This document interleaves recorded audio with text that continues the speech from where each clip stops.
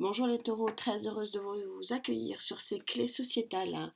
Les clés sociétales donc, qui correspondent à toutes les interactions que l'on a dans cette société, donc les interactions professionnelles, matérielles, humaines, sentimentales.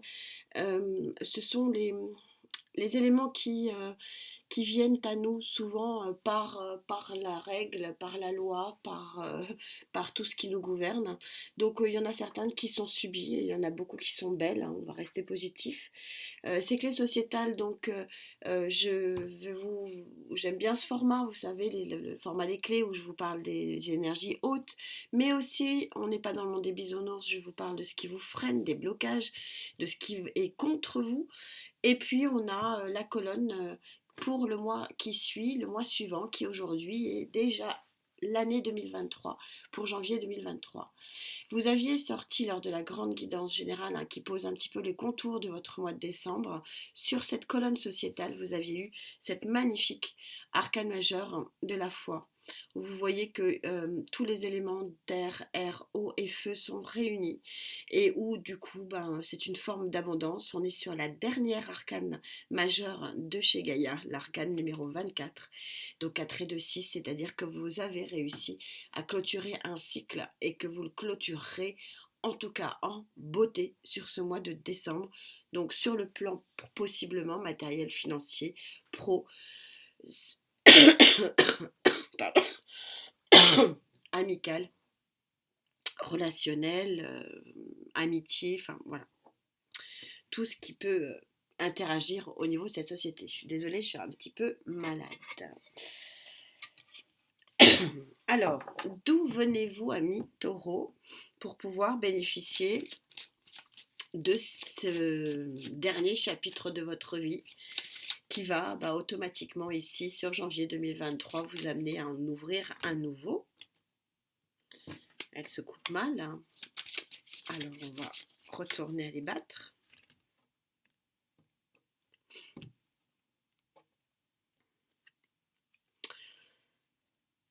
On est synchro, vous savez que j'adore ce genre de cartes. Parce que ça prouve que Gaïa est quand même surpuissante à plus de 15 jours de là. Elle vous parle de fin de cycle,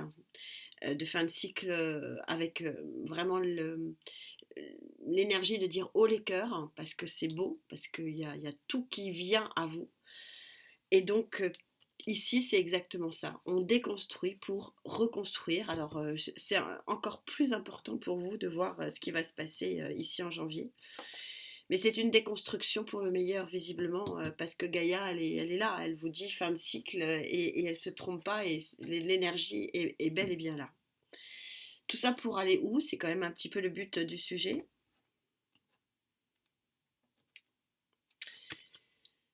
Pour aller vers les amoureux. Alors, les amoureux, alors ici on voit quand même que c'est un éclair, hein, donc ça peut être un coup de foudre, ça peut être quelque chose de fort et beau. L'amoureux aussi, l'arcane majeur de l'amoureux, c'est aussi souvent le choix. Bah oui, vous déconstruisez et puis après vous avez le choix de ce que vous voulez reconstruire, hein. Tout ça est assez synchro. On verra si c'est un tourbillon émotionnel qui vient à vous parce que les amoureux c'est aussi ça, on le voit très bien sur cette carte, une espèce d'énergie, de coup de foudre, hein. Je vais pas pouvoir le nommer autrement. Quelles sont les vagues énergétiques sur lesquelles vous allez pouvoir compter pour faire ce passage ici? Passage fort, fort, intense, hein. Voilà, c'est quand même... ça ne va pas être de tout repos. Voilà, clairement.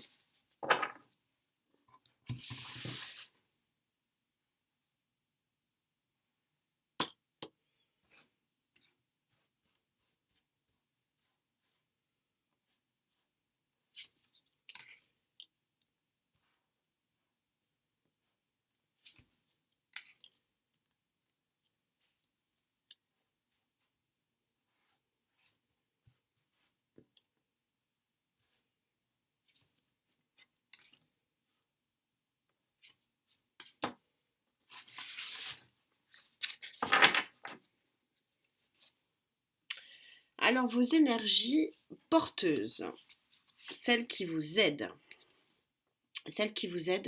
Le cavalier de bâton. Le cavalier de bâton, il est tout feu, tout flamme. Alors, est-ce que c'est un signe de feu qui vous aide? Possiblement. Plus généralement, le cavalier de bâton, dans son côté pas très positif, il va dans tous les sens. Il agit, il agit, il agit, mais alors ça va dans tous les recoins, toutes les idées, ça fuse. Et là, il est placé en pour. Ça, c'est super important. Parce que ça veut dire que l'action, ici, qui est menée de déconstruire, c'est une action qui est pensée, qui est réfléchie, qui est une action, ça on peut pas le nier. On est dans du bâton, hein, donc on est dans le feu de l'action, mais il est en positif. Et donc ça va être fait intelligemment. Voilà un petit peu le propos du moment. Roi de coupe.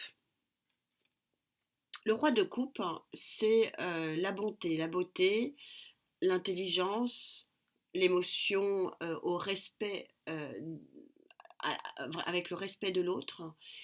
C'est aussi possiblement une proposition sentimentale, on va voir. Le prince d'épée. Prince d'épée, placé en pour, c'est clairement le messager positif. Le prince d'épée, il est là pour vraiment vous amener une information forte et claire, en l'occurrence ici en positif, on verra ce que c'est. Et on a l'as de bâton, l'as des as dans l'action, hein, c'est vraiment le plus puissant. Il est en ligne directe avec les amoureux. On parle aussi, lorsque l'on parle de sentiments, on parle ici de passion. Voilà, donc il y a possiblement un éclair amoureux ici qui va peut-être vous faire tourner la tête et tourner la page de ce que vous aviez avant. On va bien sûr essayer de préciser tout ça. Je ne vais pas vous laisser comme ça. Alors, quelles sont les énergies qui peuvent vous freiner? Quels sont vos blocages? Qu'est-ce qui est négatif, hein, dans votre vie, tout simplement, qui pourrait ne pas vous permettre de faire cette transformation et ce changement de chapitre de vie qui se profile plutôt sur le plan émotionnel pour vous. Mais bon, on va voir. Encore une fois, quand on est bien dans son cœur, on est bien dans sa tête, on est bien dans son chakra racine aussi. Le cœur, c'est souvent ce qui dirige tout le reste, hein. Quand on est bien, après tout va, hein.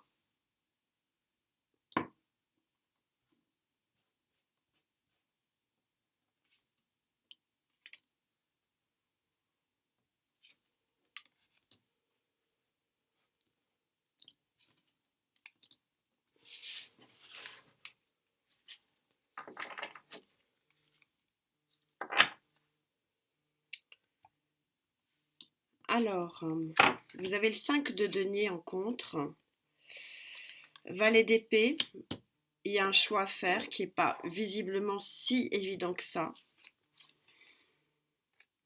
Le 4 d'épée, ça vous pèse, ça vous prend la tête, ça vous fatigue. Il y a une décision à prendre ici, donc on revient quand même avec cette notion de choix. On va voir un peu plus loin. Pardon. Et on a le 8 de denier. C'est une transformation du cœur. C'est un probable coup de foudre, mais qui entraîne vraiment une prise de décision importante et probablement une prise de décision qui est aussi a une influence sur votre équilibre financier. Donc c'est pas rien et je pense que c'est pour ça que ça vous prend quand même sérieusement la tête. Alors pas très sérieusement parce qu'on est qu'au 4, hein. Si c'était sérieusement on aurait du 8 ou du 9 d'épée. Ça vous fatigue plus qu'autre chose. Ça vous pompe de l'énergie. On va voir ce qui se passe sur janvier et je verrai si j'en rajoute, hein. Vous connaissez la musique maintenant, voir si j'ai pas ma réponse. C'est un bouleversement, hein, de vie, hein. De toute façon, on n'a pas ces deux cartes-là, vous voyez, c'est électrique, hein. C'est c'est un bouleversement de vie, mais pour une très très grande complétude. Alors, ce qui me vient, cet adage, c'est on ne fait pas d'omelette sans casser des œufs, c'est un petit peu ça qu'on est en train de vous expliquer ici, c'est que on ne peut pas avoir le beurre, l'argent du beurre et la crémière avec. C'est un petit peu ça et ça fait que la prise de position ici est vraiment pas évidente du tout. Et c'est pas un jugement hein. De ma part, je le ressens donc je le comprends. Qu'on on ne fout pas tout en l'air sur un coup de tête. Et là, je trouve que Ami Taureau, vous êtes sage parce que il y a de la pensée ici, il y a de la réflexion.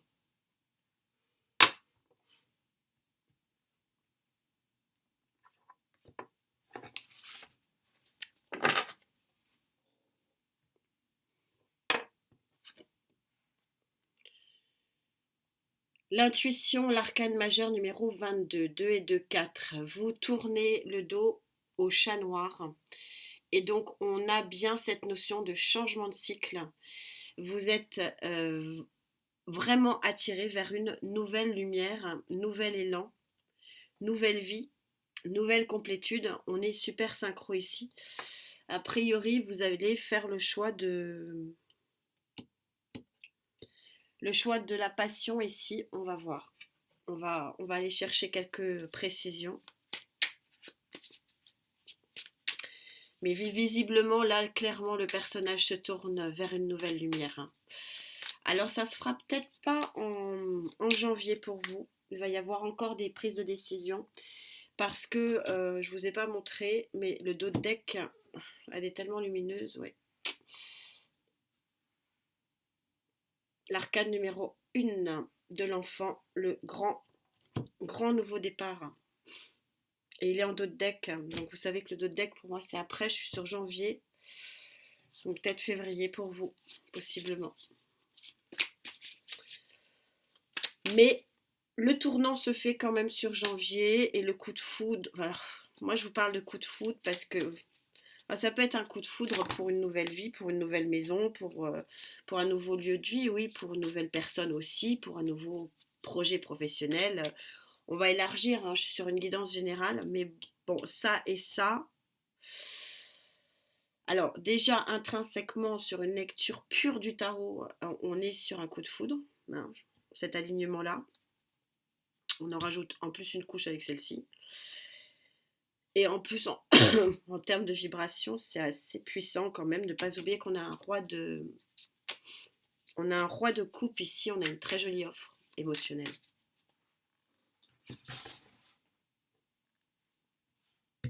Je dis très jolie parce qu'il est en pour.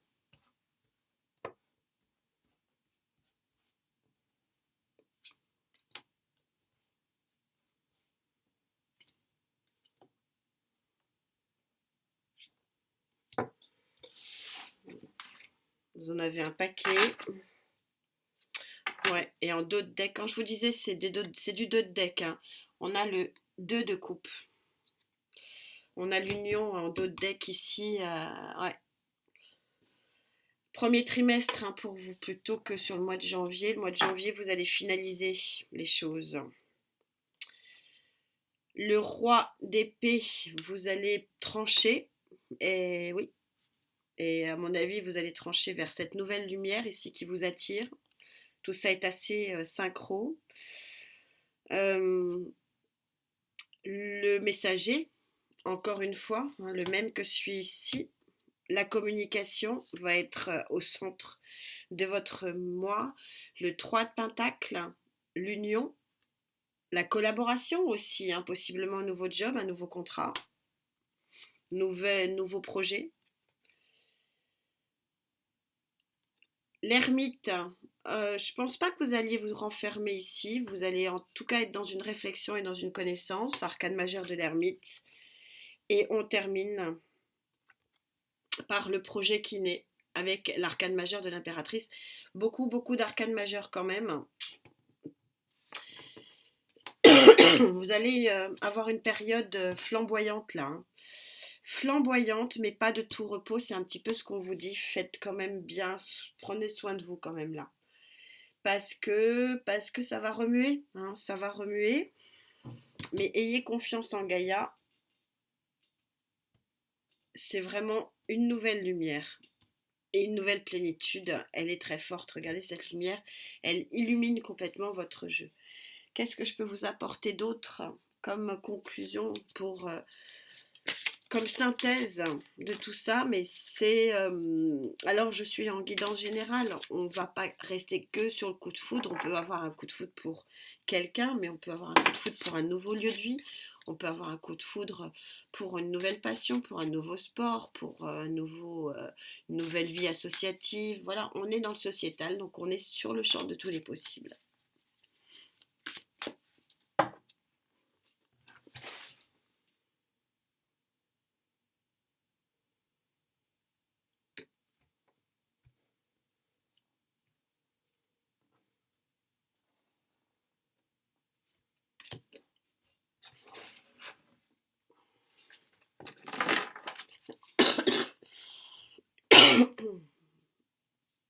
Désolée, il faut que je soigne ma toux. La ronde des astres, vous êtes ici sur la carte numéro 11, donc du 1 plus 1, 2, et on voit bien que voilà, on a deux êtres qui se tiennent par la main et qui vont vers un nouvel horizon très très lumineux. Ça va être compliqué de ne pas partir sur un coup de foudre ici, et je vous souhaite le coup de foudre et la passion, en plus avec cet as de bâton, hein. Et regardez, il culmine aussi dans votre lecture. C'est bon, en tout cas, c'est une guidance qui impose des prises de tête, ça c'est sûr, et des choix et des décisions. Et heureusement que ce ne sont pas les cartes qui choisissent pour vous, que c'est bien vous qui choisissez votre vie. Mais vous savez, quand vous êtes sur des cartes comme ça, de puissance finalement, qui vous tombent dessus, hein, un petit peu, c'est un petit peu ce que je ressens, euh, difficile de leur tourner le dos, hein, à ces énergies surpuissantes. En tout cas, moi, je vous souhaite le meilleur, hein, bien sûr, hein. Je vous souhaite de vivre vraiment ce qui vous convient le plus, hein, ce qui vous convient le plus. Si c'est de rester dans la situation, eh bien, c'est très bien. Ça me va très bien pourvu que ça vous soit bénéfique aussi pour vous aussi. En attendant, vous prenez bien soin de vous, surtout. C'est très important et on se retrouve très vite. Merci infiniment d'être là pour moi. Namasté.